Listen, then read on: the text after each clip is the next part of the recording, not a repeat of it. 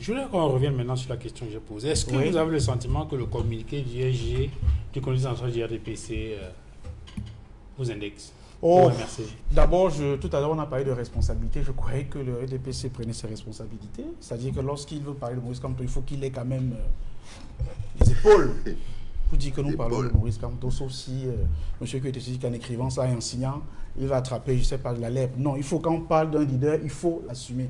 Mais vous parlez là d'un parti politique qui est le RDPC. Et vous me donnez une idée qui me vient là, c'est de dire, bon, c'est quoi le RDPC? C'est un parti politique. C'est le parti politique qui est au pouvoir au Cameroun. C'est le parti qui, au sein duquel on a la quasi-totalité, peut-être pas tous, mais la quasi-totalité des membres du gouvernement. Et donc c'est le parti qui est responsable de la situation actuelle du Cameroun. C'est ce parti, alors qu'il est au pouvoir, nous avons dans notre pays des enlèvements de journalistes, des assassinats de journalistes, sans que ce parti, par la voix de son secrétaire général, ou de tout un autre responsable ne fasse le moindre communiqué. Monsieur Martinez-Zogo a été bestialement assassiné, mutilé. Nous n'avons pas entendu monsieur Jean Kouete ou quelqu'un d'autre du RDPC dire la moindre des choses. Nous avons, le Cameroun pleure depuis quelques semaines, un enfant de 6 ans, froidement assassiné, et jusqu'à maintenant, personne n'a été condamné pour cette affaire. Je n'ai pas entendu monsieur Kouete émettre ne serait-ce que des condoléances à la famille meurtrie. Nous avons un pays qui est endetté à hauteur de plus de 14 000 milliards, M. Duval.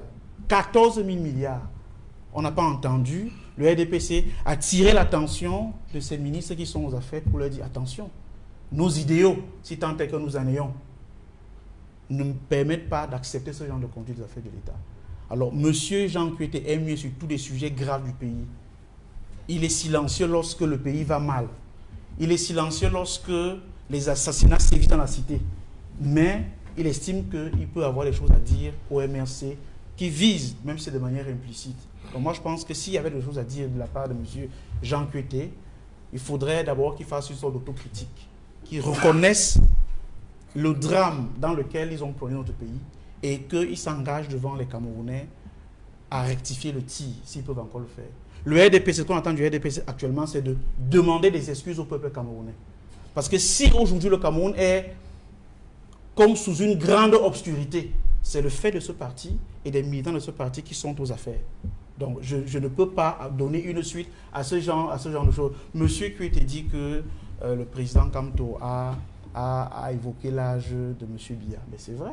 Mais c'était pour dire qu'à cet âge-là, il faut donner, en tant qu'Africain, à cet âge-là, il faut donner du respect. Il faut éviter d'exposer les gens à des âges où il n'est pas beau de les voir dans certaines situations. Et c'est ce qu'il a dit. Et c'est une réalité africaine. Donc le dit, ce n'est pas attaquer son âge. Au contraire, il a pris l'engagement, une fois de plus, ce n'était pas la première fois, d'assurer à M. Biya, comment dire ça, une retraite paisible. Il a pris l'engagement, une fois de plus, ce n'était pas la première fois, de dire qu'il s'engage à protéger et M. Paul Biya et sa famille, qu'il ne lui arrivera rien. Parce que nous avons, au Cameroun aujourd'hui, plus important que de chercher à voir s'il y a des couches à la tête de M. Biya ou pas. Nous avons un pays à remettre sur les rails, parce que M. Biya, justement, l'a abîmé, et donc on n'aura pas le temps pour faire autre chose. Dans le texte que vous avez également cité, il parle d'un parallélisme qu'il a fait avec, je crois, le Sénégal. Mais c'est encore de la mauvaise foi. Et je vois que la mauvaise foi de M. Kouete, apparemment, est contagieuse, parce que son militant, ici, sur ce plateau, reprend la même mauvaise foi lorsqu'il défend les propos que l'on tient. Lorsque le président Kamto évoque la situation au Sénégal, c'est pour dire, et il ne fait que constater les faits, il ne crée rien, c'est pour dire que, quoi que le Sénégal ait pu réussir à réaliser l'alternance démocratique, il y a eu, malheureusement, et c'est pour le déplorer, des pertes en vie humaine.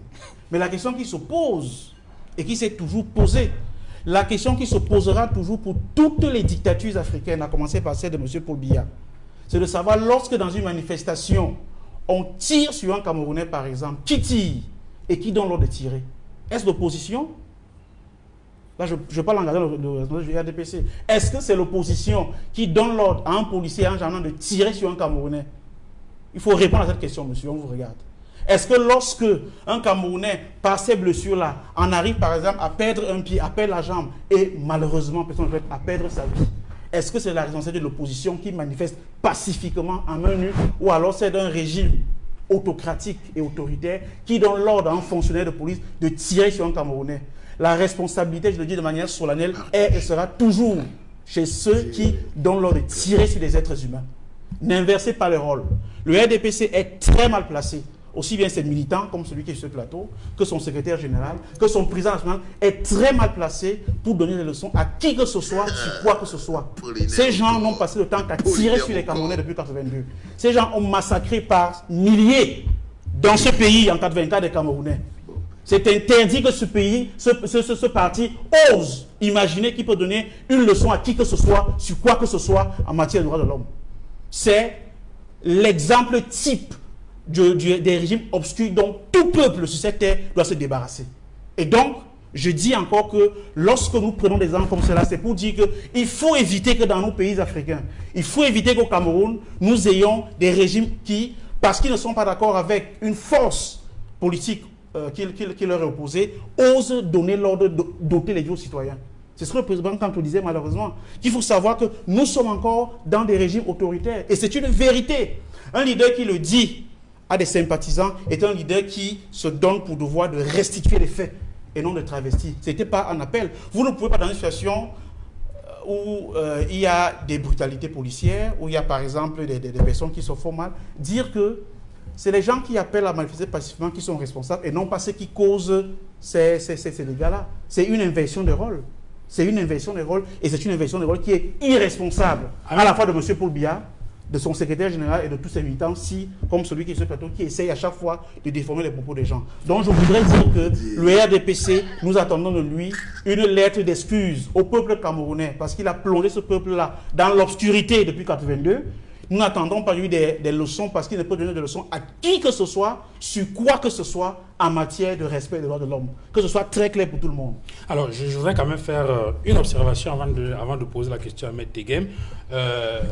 L'auteur Apollinaire Oko, c'est peut-être un peu exagéré. Dire qu'un État massacre des gens, c'est quand même un tout peu exagéré, parce que très souvent, lorsqu'on parle de la possibilité, ou bien si vous voulez, des missions régaliennes, il y a quand même la nécessité pour un État d'assurer la sécurité des personnes et des biens, et cela se fait bien évidemment par le biais des forces de maintien de l'ordre. Ça, c'est une mission régalienne de l'État au sens weberien du terme, qui parle du monopole de la violence légitime. Donc, quand vous parlez de massacrer, c'est peut-être un peu exagéré. Non, mais là n'est pas l'essentiel du Non, vous avez propos. convoqué Weber, il faut qu'on en parle. Nous n'allons pas souvent emprunter des maximes qu'on a commenté.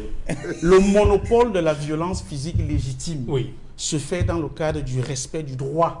C'est-à-dire que c'est le droit qui encadre cela. Il n'existe aucune forme légitime qui soit au-dessus de la loi, sinon ça devient de la barbarie. Voilà. Est-ce que vous avez dans le sentiment que c'est exactement cela, puisque pas du tout. Les pouvoirs publics, justement, convoquent on appelle ça quoi, tous les instruments juridiques internationaux, Monsieur Duval, et même la loi fondamentale, pour justifier, n'est-ce pas, la mobilisation, le déploiement très souvent des forces du maintien de l'ordre dans des cas précis. Monsieur Duval, j'ai été arrêté à Yaoundé, à la poste centrale, le 1er juin 2019, avec d'autres camarades. Certains, comme moi, ont été conduits dans un commissariat, le commissariat central numéro 1, d'autres ont été conduits au CED. Parmi ceux qui ont été conduits au CED, il y en a qui ont été violentés. Je connais une jeune Camerounaise qui a été battue à la planche, qui en est sortie avec des hématomes, des blessures. Et en guise de pansement, vous savez ce qu'on lui a fait? On lui a dit d'aller s'enrouler dans la cour. Et quelques minutes, des gendarmes étaient allés faire pipi dans la cour. Est-ce que c'est ça le monopole de la violence légitime de Max Weber? Ce n'est pas ça, monsieur Fongwa. C'est de la barbarie. Quand on atteint un tel niveau de cruauté et qu'on trouve encore des êtres humains comme monsieur Tegem qui viennent défendre ça, ça veut dire qu'on a traversé les limites de l'humanité. Je connais un militant du MSC qui a été électrocuté sur ses parties génitales. Ce n'est pas ça le monopole de la violence légitime. Je dis et je répète que pour autant que Max Weber ait raison, la violence légitime, encore que c'est la contrainte légitime, pour reprendre le thème même, voilà, la contrainte légitime se fait dans le cadre des lois et des règlements. C'est-à-dire que ce sont les lois et les règlements qui permettent cela, et c'est aussi ces lois qui limitent cela. Aller au-delà, c'est violer l'état de droit. Bonjour les enfants, c'est papa. Mon mur est un asile psychiatrique à ciel ouvert et ma salle d'attente est toujours bondée. Bienvenue à la clinique, les enfants. Je vous présente donc le jeune docteur Apollinaire Oko. Pour ceux qui parlent de la politique, de la jeunesse comme étant d'un programme politique. Non, la jeunesse, c'est une énergie. Et quand tu entends Apollinaire Oko parler, tu sais ce qu'on appelle un jeune. Quand tu l'écoutes parler, tu sais qu'il peut s'asseoir comme ça là avec les Sonko, les Diomaye Faya, il s'assoit comme ça là, il les tutoie face à face. Quand tu regardes un gars comme un mola comme le docteur Apollinaire Oko, regardez-moi ces petits cabris qui essayent de vendre la jeune. Qui peut se placer devant Apollinaire Oko? Si on dit que les jeunes se placent, je prends d'abord mon premier Apollinaire Oko si je mets devant. Envoyez pour vous. Ceux qui vendent la jeunesse là, Matomba peut se placer devant Apollinaire Oko. Matomba peut se placer face à face avec Apollinaire Oko pour défendre la jeunesse avec l'énergie, le courage. Si on dit qu'on est au concours de l'énergie, du courage et de la détermination, quoi ne peut regarder Oko dans les yeux? Il ne peut pas. Et ça, ce n'est qu'un exemple parmi les centaines et les centaines de milliers de jeunes qui sont dans le MRC. C'est-à-dire que ça, c'est les enfants qui nous ont mis à la retraite. Ils nous ont trouvés, ils nous ont mis à la retraite. Là. C'est-à-dire quand vous voyez les petits comme les Apollinaire Oko, les petits comme les Willy Menge, les petits comme les... Quand tu vois, ils sont arrivés, les petits comme Aristide Mono. C'est mes petits. Quand vous voyez mes petits comme les Aristide Mono, mes petits comme les Willy Menge, mes petits comme les Augustin Gefak, c'est mes enfants, non? Ils sont venus là, ils nous ont mis à la retraite une fois. Oui. Et ça, c'est bien. Pour moi, c'est important de vous mettre en lumière pour vous dire que même l'avenir est garanti. Même l'avenir est garanti.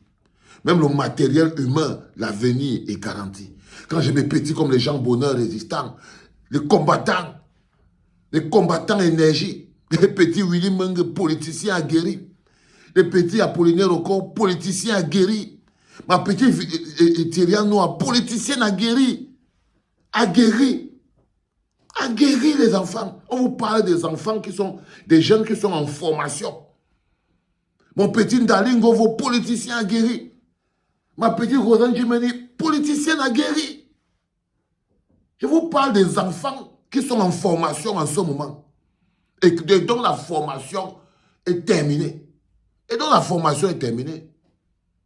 Donc, quand les gens qui veulent vous vendre la jeunesse, un jeune, il faut leur dire que pardon.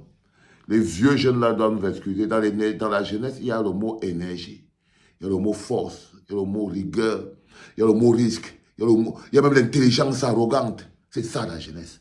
Et quand vous les voyez, ces petits loups du MRC comme ils parlent, vous sentez, je vous parle pas ça, je vous parle des encartés. Hein. Mais bon, vous ne voulez pas encore parler de la société civile combattante que vous voyez, la société civile combattante qui tous les jours nous sort de nouveaux profils, des gens clair, ça te donne l'assurance.